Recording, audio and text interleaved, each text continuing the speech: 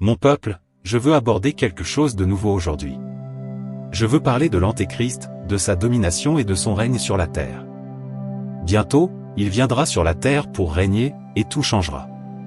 La terre n'a jamais connu un tyran comme celui-là qui vient. Il ne fera pas de prisonniers. Il s'acharnera à détruire. Quiconque se mettra en travers de son chemin connaîtra la destruction. Ce sera un temps extrêmement sombre et ténébreux. 1 Jean 2, 22. Qui est menteur sinon celui qui nie que Jésus est le Christ? Celui-là est l'Antéchrist, qui nie le Père et le Fils.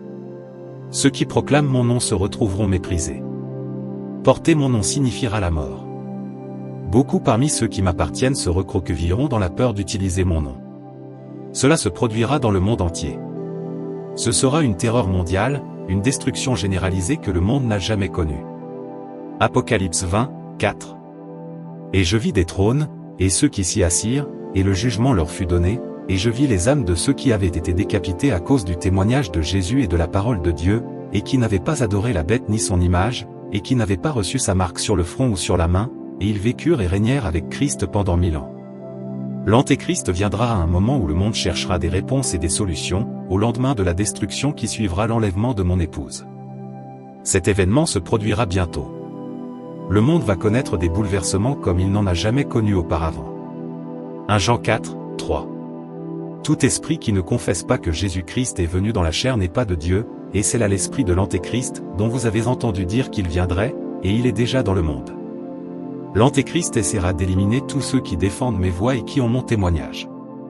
L'Antéchrist introduira la marque de la bête comme premier ordre du jour pour contrôler les populations. Ceux qui ne se plieront pas à ces exigences pour prendre la marque seront éliminés en tant que dissidents du système. Ceux qui prendront la marque ridiculiseront et persécuteront ceux qui la refuseront. Les heures seront très sombres. Ceux qui accepteront de prendre la marque seront perdus pour toujours.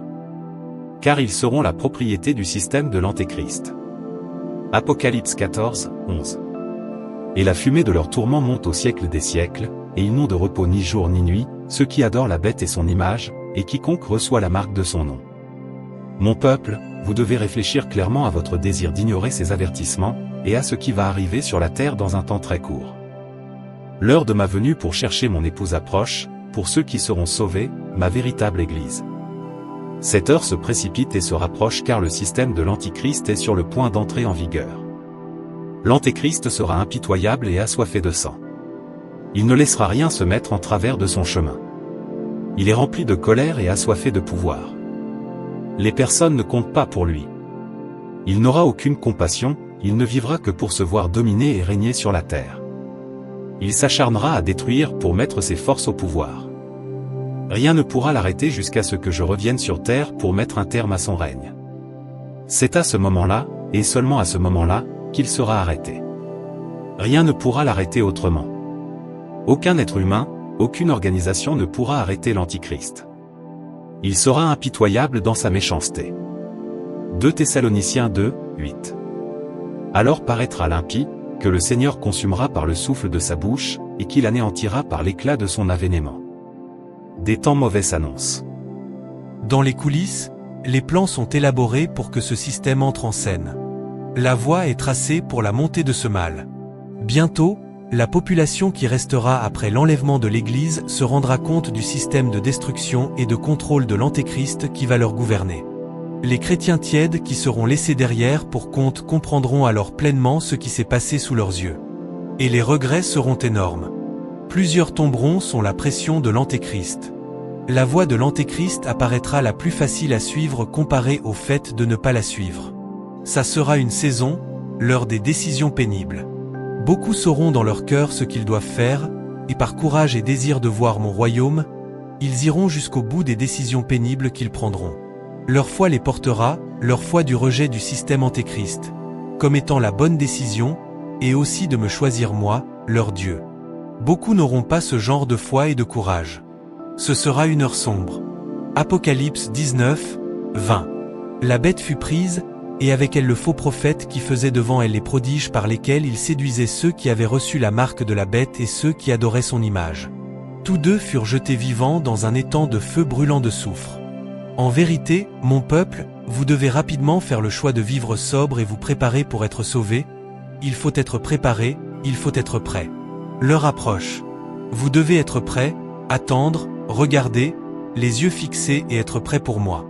Je suis la seule porte, je suis la seule voie de sortie, je suis la voie pour échapper. Bientôt, je tiendrai la porte encore ouverte, puis elle sera fermée. Ce sera la seule et unique échappatoire à ce qui arrive. C'est ce qui va arriver. L'heure approche. Mon Église doit se préparer. Matthieu 25, 10. Pendant qu'elles allaient acheter, l'époux arriva. Celles qui étaient prêtes entrèrent avec lui dans la salle des noces, et la porte fut fermée. L'Antéchrist est dans les coulisses. Il se prépare à prendre le pouvoir. Il cherche à dominer la terre. Il ne reculera devant rien. La terreur est son surnom. Il régnera dans la terreur et personne sur terre ne pourra l'arrêter. Son pouvoir lui vient de mon ennemi. C'est lui qui est véritablement derrière la terreur. Ne minimisez pas cette réalité. Rien ne ressemble à la réalité.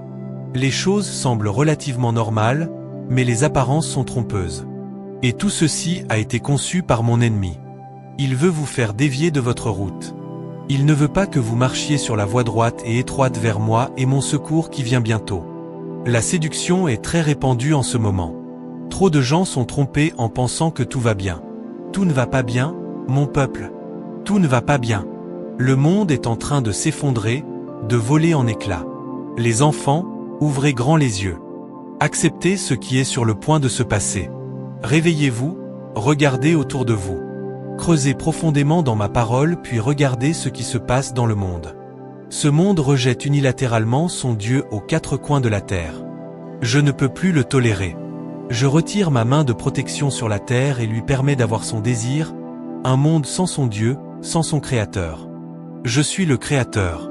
Je suis un Dieu raisonnable, mais lorsque le monde me demandera de m'écarter, je le ferai. Vous verrez alors à quoi ressembleront les choses sans ma protection. Je suis un Dieu patient, mais ma patience est arrivée à son terme pour ces hommes qui me rejettent. Mon peuple, je vous supplie, de revenir à la raison. Venez à moi dans un abandon total. Donnez-moi votre vie. Je l'accepterai. Je vous couvrirai de mon précieux sang. Je vous nettoierai dans ma parole. L'heure approche. Vous avez besoin d'être nettoyé afin que vous puissiez venir avec moi jusqu'ici lorsque j'appellerai ma fiancée à me suivre en sécurité. Vous pouvez encore venir. Préparez-vous cependant, préparez-vous rapidement. Cette heure n'attend personne. Rien n'arrêtera mon retour. Je suis Yahushua, grand roi, Dieu humble. Jean 15, 3. Et maintenant vous êtes tous purs, à cause de la parole que vous avez entendue.